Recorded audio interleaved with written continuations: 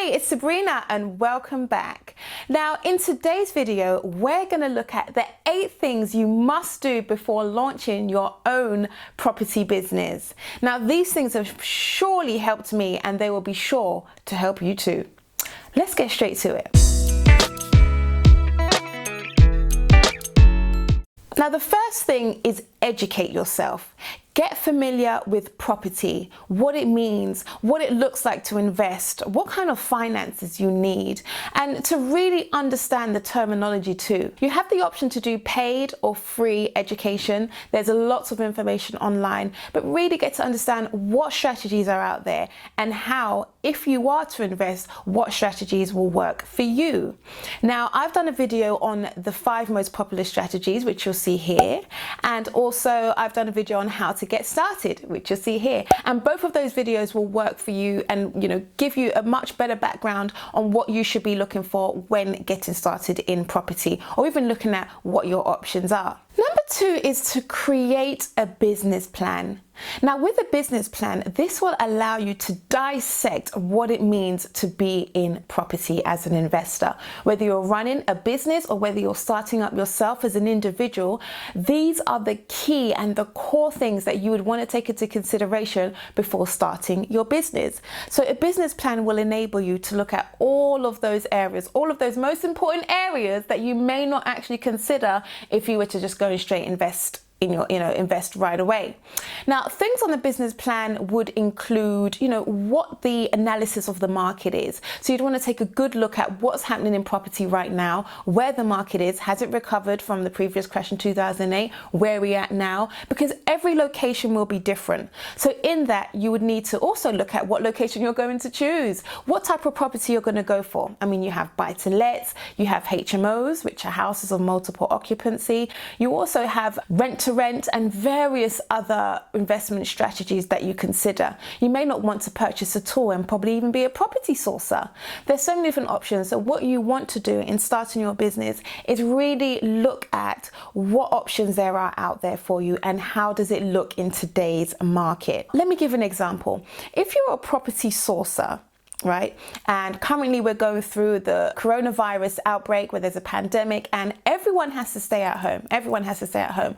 Now, a lot of the market has changed in the essence that finance is not as readily available as it was before, because for various reasons. And if you want to know why, I've done a video on that here. You'd be able to watch that and understand a bit better what I'm talking about. But the financial market has been impacted and how lenders go about lending has changed. So if you're a property sourcer, currently your most best bet right now is to source properties where cash buyers can purchase them quickly and easy.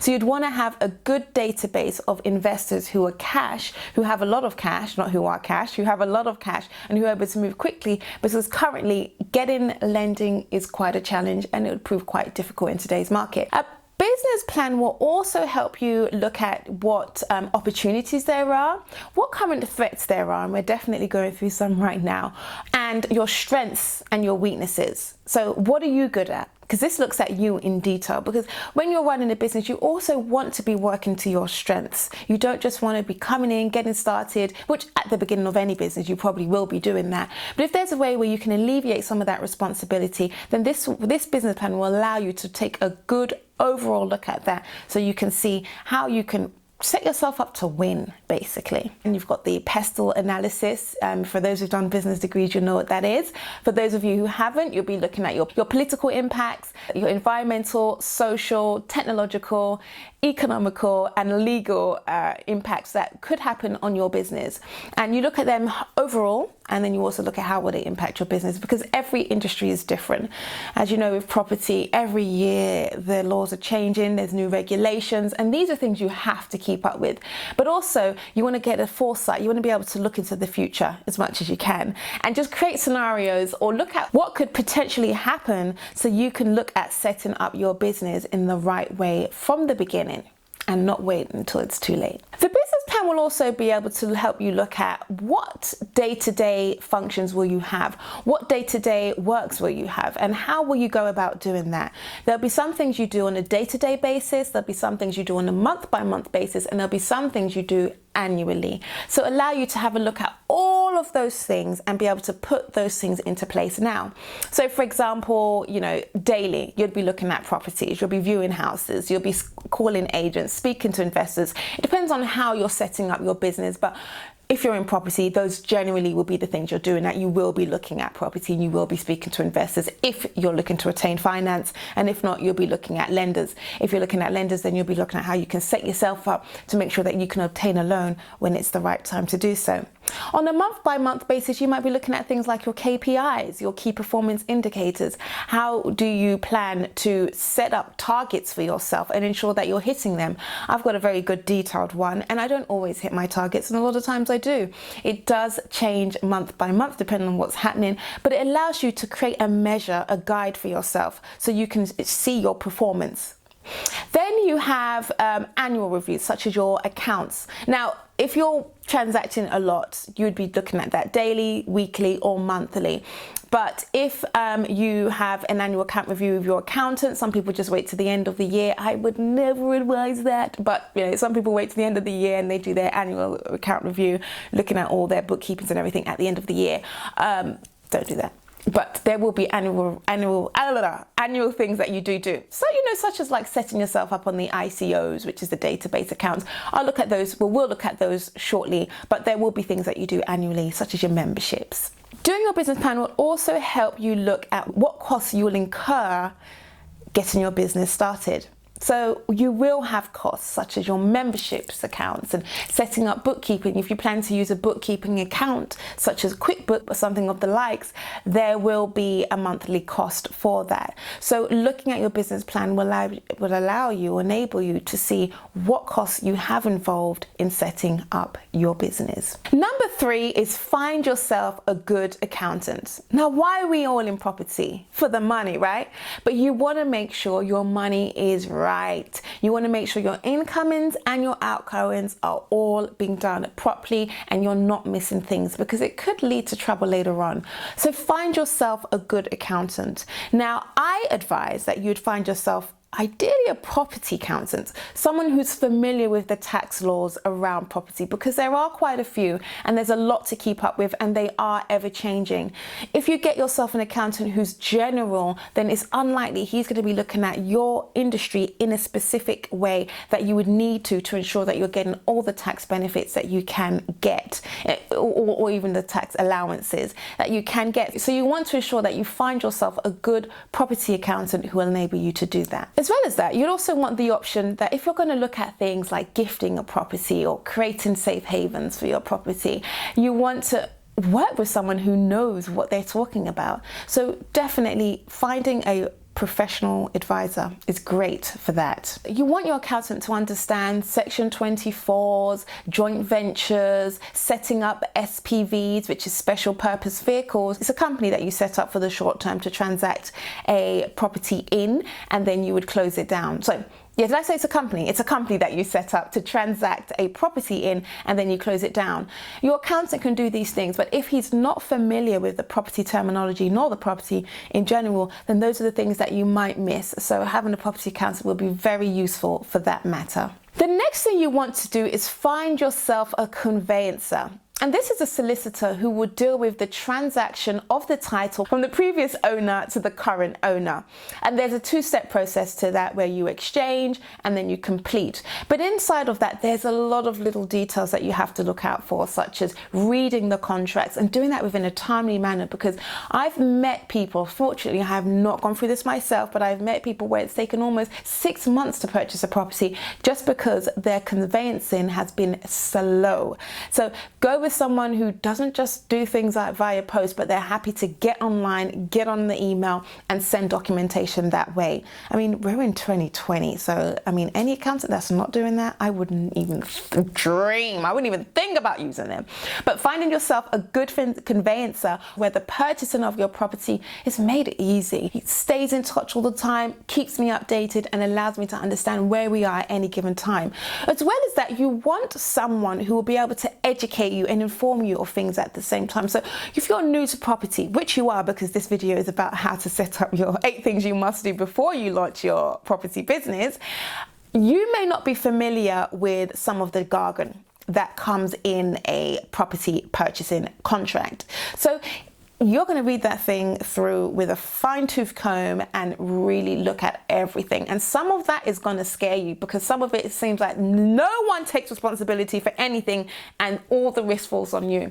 And that's the case, unfortunately. But you want your solicitor to be able to talk you through that process. So finding someone who's friendly, approachable, really informative, and happy to help is fundamental and has worked for me in my journey. The fifth thing that you must do before launching your property business is sign up with a property redress scheme.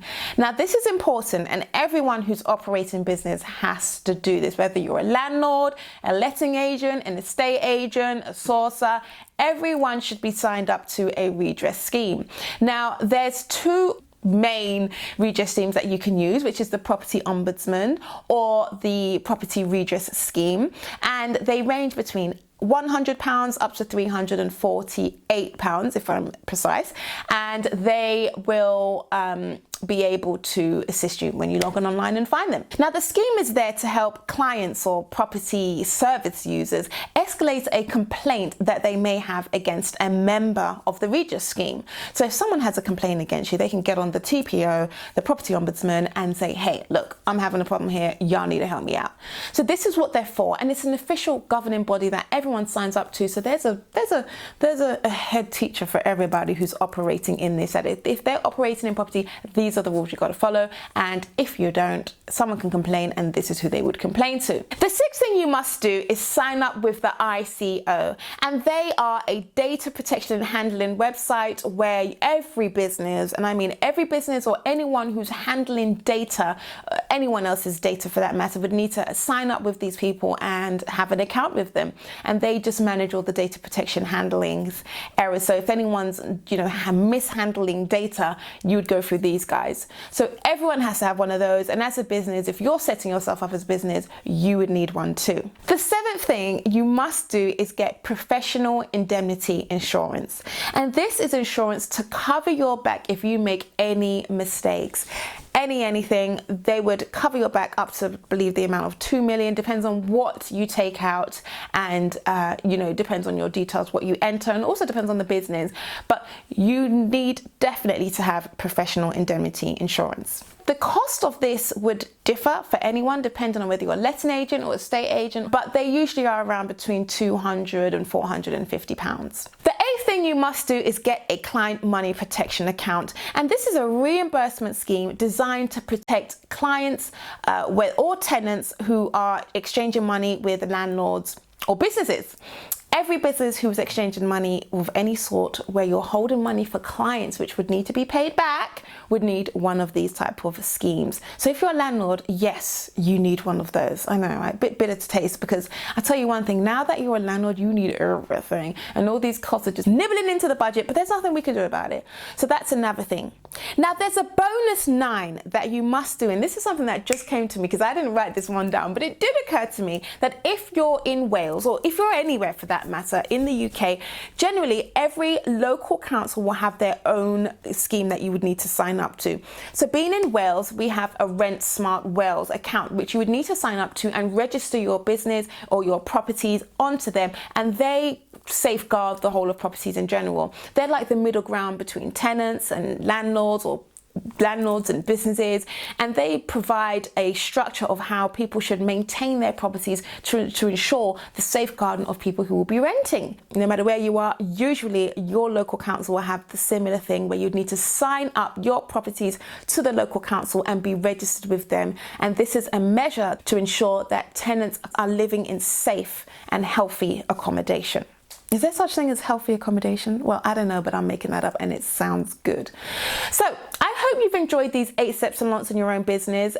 This is the way to really get yourself set up legally and making sure you're not forgetting anything. And the business plan will be great for that. I've done plenty of videos on what you need to do, and also have a quick look on Google. There's plenty of information there too, or you can just come back and watch another video. I hope you've enjoyed this video. If you have anything else that you would like me to talk about, please let me know down below. Otherwise, I'll see you in the next video. Bye.